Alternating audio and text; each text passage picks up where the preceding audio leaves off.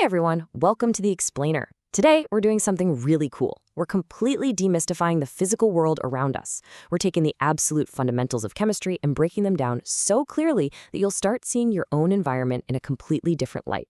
Let's jump right in. Think about it for a second. What actually connects the food you just had for breakfast, the soap you used in the shower, and that smartphone you're staring at right now? Most people hear the word chemistry and instantly picture some dusty lab with bubbling beakers. But man, that couldn't be further from the truth.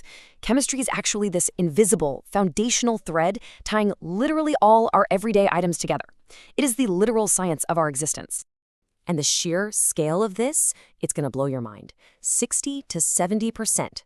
If you just walk through an average day, eating food for energy, taking medicine, washing with detergents, or even just writing with the ink in a pen, 60 to 70% of your daily interactions directly involve chemistry.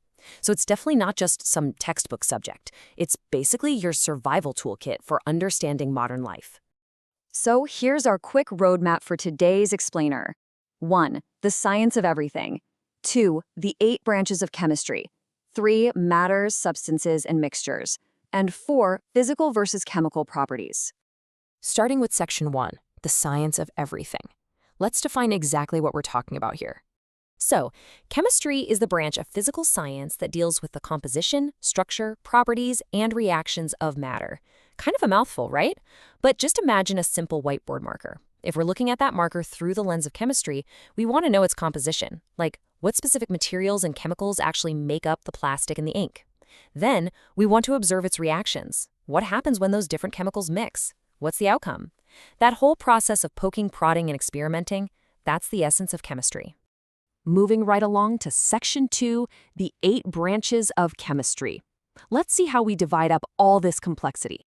Chemistry is basically a giant umbrella term for 8 distinct branches. We've got physical chemistry, dealing with the physical state of matter, organic and inorganic, which we'll dive into in just a sec, biochemistry, think about your metabolism and how your lunch turns into energy.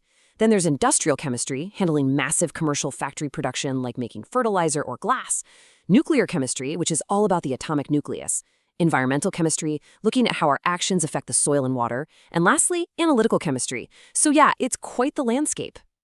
Now, out of all the incredibly complex chemistry in the universe, organic chemistry alone makes up an astonishing 50% of the entire field. Literally half. All those other 7 branches, they have to share the remaining 50%.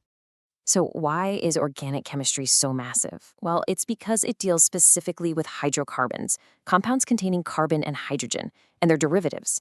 We're talking everything from petroleum and petrochemicals to life-saving pharmaceutical drugs. Inorganic chemistry, on the flip side, deals with literally everything else. If it doesn't fall under that hydrocarbon umbrella, it's inorganic. That's stuff like glass, cement, or extracting metals from the earth. And then there's analytical chemistry, which is honestly like high-stakes detective work. Say a company is building a Tesla. They can't just slap materials together and cross their fingers, right? They have to take samples and run 2 crucial tests. First, a qualitative analysis to identify exactly what the substance is, checking its purity. Then a quantitative analysis to find out the exact amount or quantity of each component. Analytical chemistry is what ensures the safety and functionality of the products we rely on every day.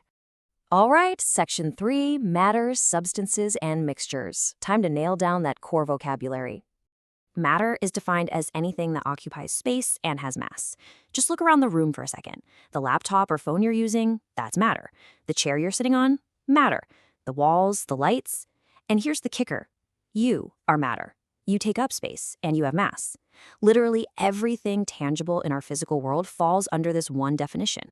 Now, we can split matter into 2 main camps, substances and mixtures. A substance is matter in its absolute pure form. Think of a totally pure red whiteboard marker. If there are no other chemical alterations, boom, it's a pure substance. Water in its pure H2O state, also a substance. But a mixture? That's matter in an impure form. It's just physically combined. If you take some toothpaste and squeeze it into a glass of water, which gross, but stay with me, you've just created a mixture. The components are mixed up, sure, but they haven't chemically transformed into a brand new element. And we can break mixtures down even further into homogeneous and heterogeneous. Homogeneous just means same or uniform. Think of a smooth, perfectly blended scoop of vanilla ice cream. Every single bite tastes exactly the same because the composition is totally uniform. Heterogeneous, though, means different or non-uniform. Imagine scooping up a handful of soil or rocks. If you grab two different handfuls, you're going to get totally different amounts of pebbles, dirt, and organic stuff. It's completely non-uniform. Which brings us to Section 4, Physical versus Chemical Properties. Let's look at how matter actually behaves and transforms. First up, physical properties. These are characteristics you can easily observe that are tied strictly to the physical state of matter. We're talking about the color of an object, how it smells, its taste, its hardness, or its density. The big takeaway here is that you can observe a physical property without ever changing the actual chemical identity of the substance itself. Water is honestly the perfect real-world example of this. It starts as solid ice, add some heat, it becomes liquid water. Add more heat, it turns into gas vapors. Now, throughout this entire physical change, the water looks completely different, right? But the magic here is that its chemical makeup hasn't changed at all. It's still H2O in the ice cube, still H2O in the glass, and still H2O in the steam. That is a textbook physical change. Chemical properties, though, they operate entirely differently. These are characteristics that depend completely on the chemical composition of a substance. To actually observe a chemical property, the substance has to undergo a fundamental transformation. Its very identity has to change. Let's compare that to our ice example. If we take liquid water, H2O, and instead of just heating it up, we chemically decompose it. We literally break down its chemical composition. What happens then? We don't get water vapor. We get entirely new hydrogen gas, an entirely new oxygen gas.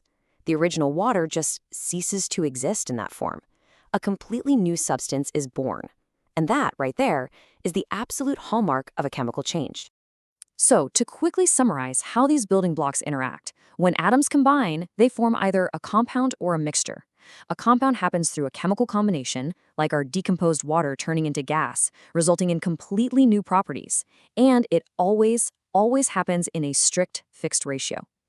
A mixture, like our weird toothpaste water, is just a physical combination. The properties of the original items stay exactly the same, and there's no fixed ratio. You can dump in as much or as little toothpaste as you want. Wow, okay, we have covered some immense ground today, from the massive scope of organic chemistry down to the very atoms making up a pure substance. So I want to leave you with a bit of an empowering challenge. Look around the room you're sitting in right now. With this new blueprint in your head, what is one physical property you can easily observe? And what's a chemical property hiding just beneath the surface? Remember, chemistry is quite literally the fabric of your reality. Keep observing, and thanks for joining this explainer.